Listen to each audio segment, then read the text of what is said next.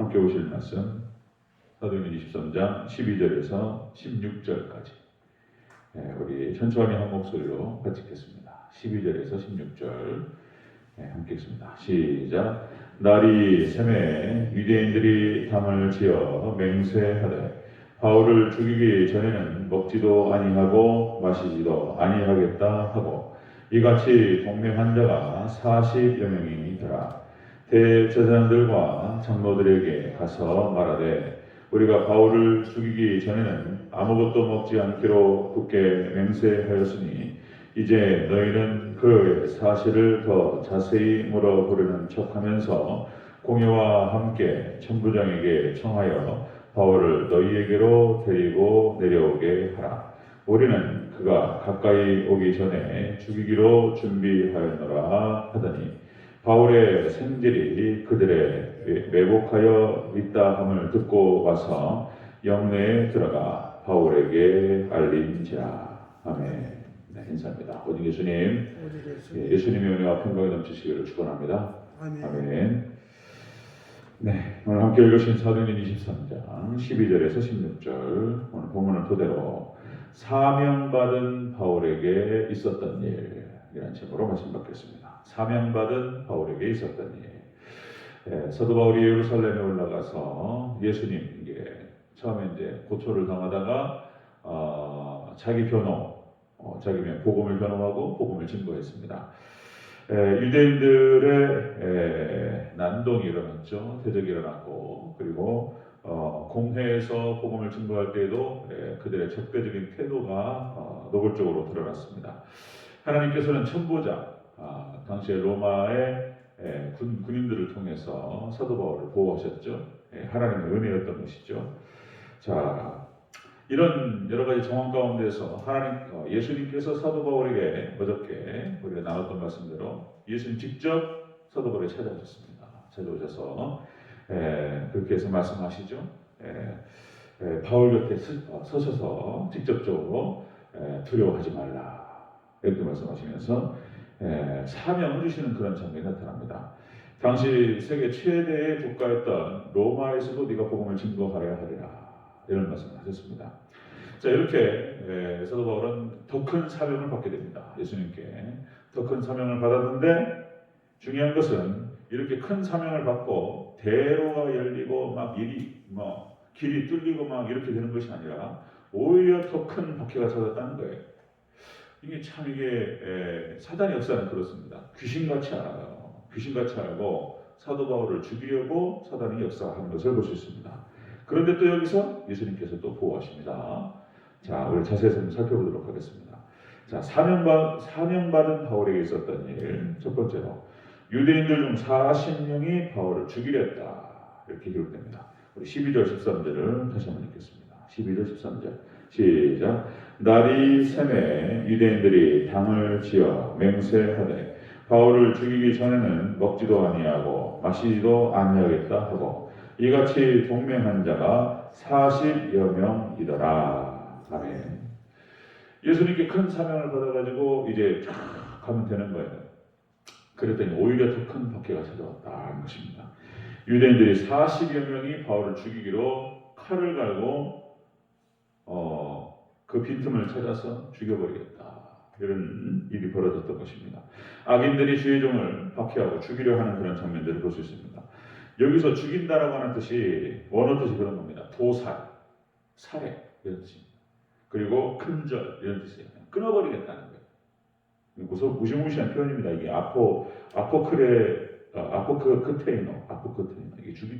이게 굉장히 강력한 표현인데 근절시키겠다, 끊어버리겠다 이런 표현이에요. 악인들의 주의 종에 대해서 이렇게 죽이기로 결심했다.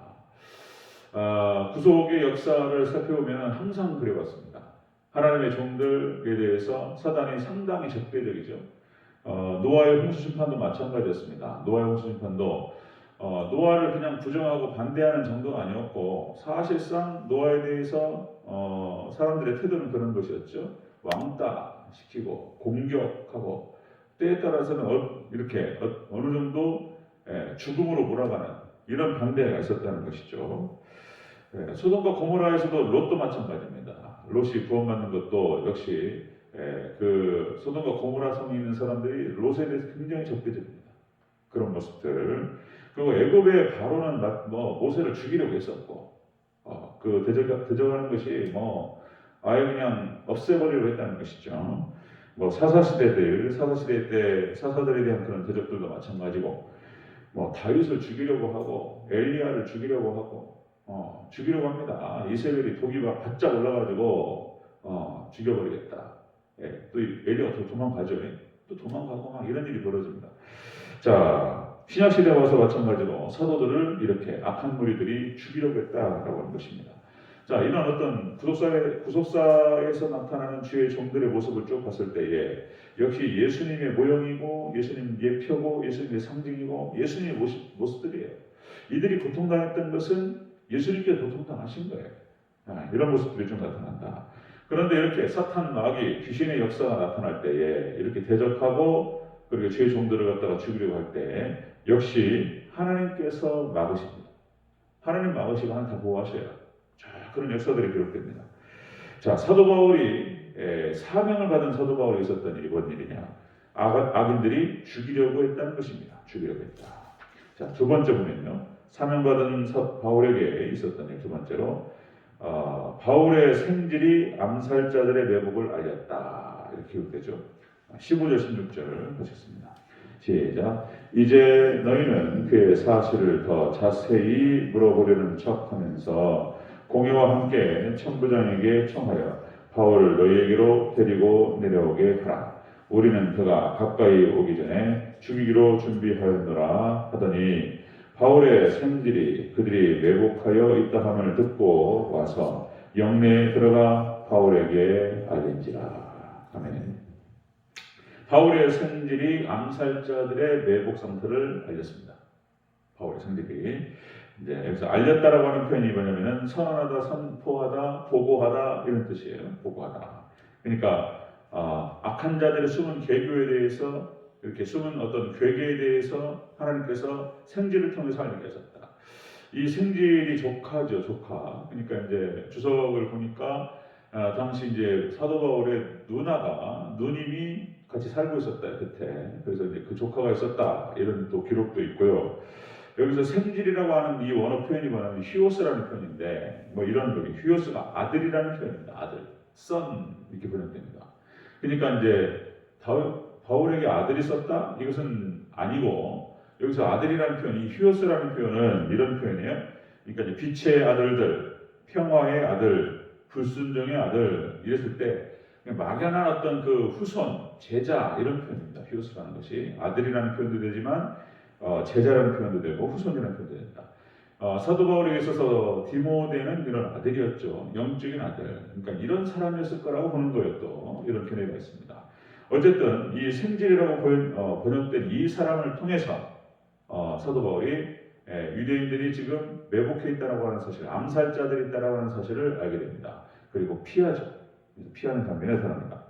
그러니까 하나님께서 주의 종들과 하나님 백성들을 보호하실 때 그 보호의 방법은 그 경우의 수는 무한대입니다. 무한대.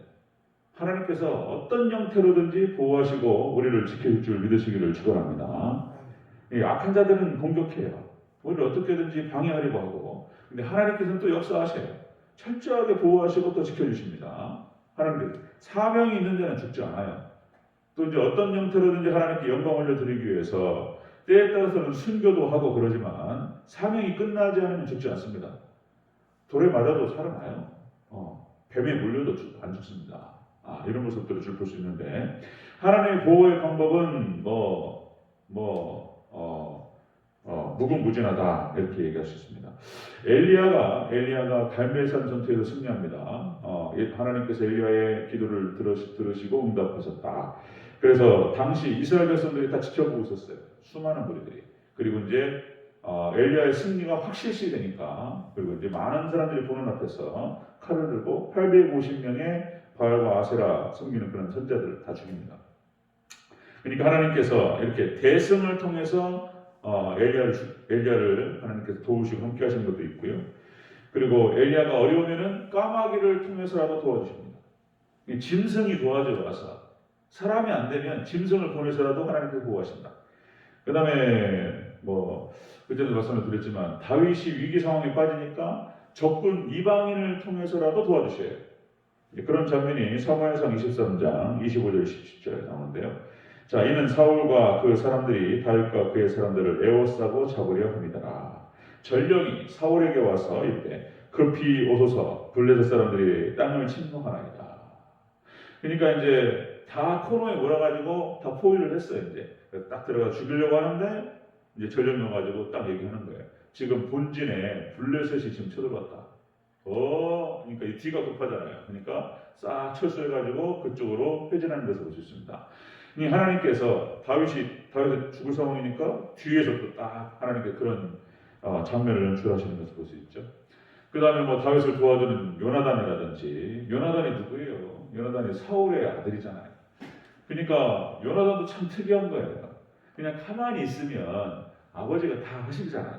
가만히 있으면 아버지가 다 정리하실 것이고 다윗을 죽이실 것이고 그리고 그 대권은 자기에게 내려올 텐데 자연스럽게 그냥 가만히 있어도 될 텐데 굳이 요나단에 나서가지고 다윗을 살려주고 또 피신 보내고 또 보호하고 또 이런단 말이죠. 그러니까 참 하나님께 도와주실 방법이 너무나 다양하다.